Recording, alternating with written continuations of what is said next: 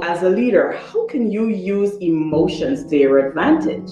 A lot of the time we think about emotions like these messy things that pop up everywhere and show up, but emotions are really at the heart of everything that we do. And if we are true to ourselves, we want to honor our emotions when they show up, figure out why they're there, what they're here to teach us, and then see how we as leaders can leverage those emotions, learn from them, and manage our team. We start our journeys looking inward.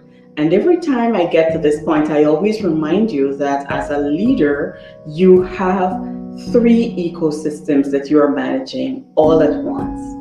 Your own personal ecosystem, you, your family, your extended family. You've got the people who report to you, each person having their own ecosystem. And then you've got your bosses, the people that you report to. They too have their own ecosystems.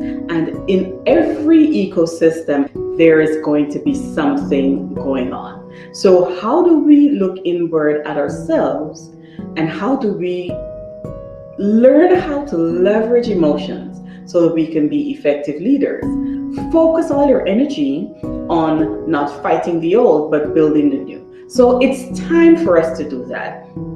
And the challenge is not about leveraging your own emotions. The challenge is understanding why you need to do it. Because if you're struggling to achieve your dreams, if conflict has got you trapped, needing to get out, needing to move forward into achieving the career of your dreams, you want to understand how to leverage your emotions. If you are finding that you can't push hard to get what you want because you don't have the resilience, if you're finding that you don't follow your dreams so that you can build a life that you love, and if you're finding that you're trapped in emotions that are holding you back, understand that it is time to do a little stock taking. It is time to look at those emotions and understand what's happening. If you can't get creative and you're hitting a wall, then something is up. If you are able to leverage your emotions as a leader to build a successful team, you're going to be creative. You're not going to hit the wall. You're going to be able to use your resilience, harness it, and push past into leadership that is effective. You're going to be able to believe in yourself when you feel frustrated. And you are also going to be able to communicate to your team hope and happiness when they feel frustrated.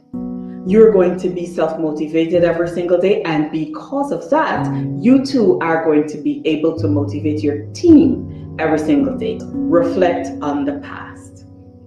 Understand that you want to spend time looking at the past, not running away from it, because to get to the future and correct the future, we want to understand the past. We want to understand what happened and understand how we correct it, because what happened is usually a really large part of how we show up as leaders.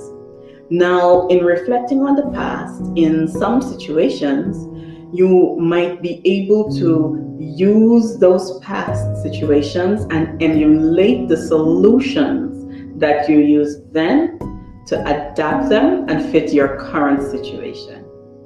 And then there might be other times that you may be able to look at the past and learn what not to do, because the solutions that you use then are not appropriate for where you're going in the future. Learn to act immediately. Now, sometimes we want to retreat into a cocoon, and it is very good to think. It is very good to spend time stepping away from a situation and understanding what's happening and getting fresh perspective.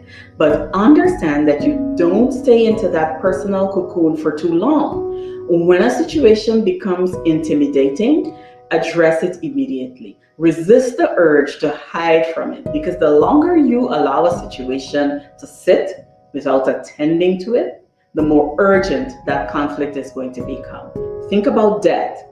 The longer that you sit with debt and you hide from having debt, it is not always the best thing to sit and look at your debt and not take care of it. It's always better to act when there's a situation, when there's trouble, when there is conflict. Don't sit in it for too long. Don't retreat into that cocoon for too long. Get up, get going, and let's start to resolve it.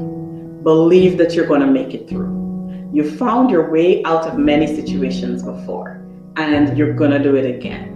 Because there's always a way to get your head above water.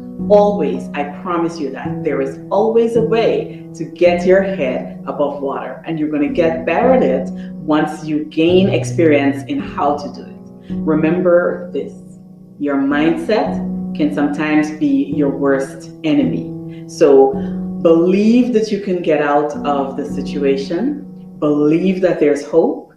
Act immediately. Don't retreat into your cocoon and wait for too long so that the situation and the conflict starts to overtake you. And reflect on the past. Spend time looking at the things that you've done in the past to see what you can emulate and what you need to change and tweak to make it to a better and conflict-free future.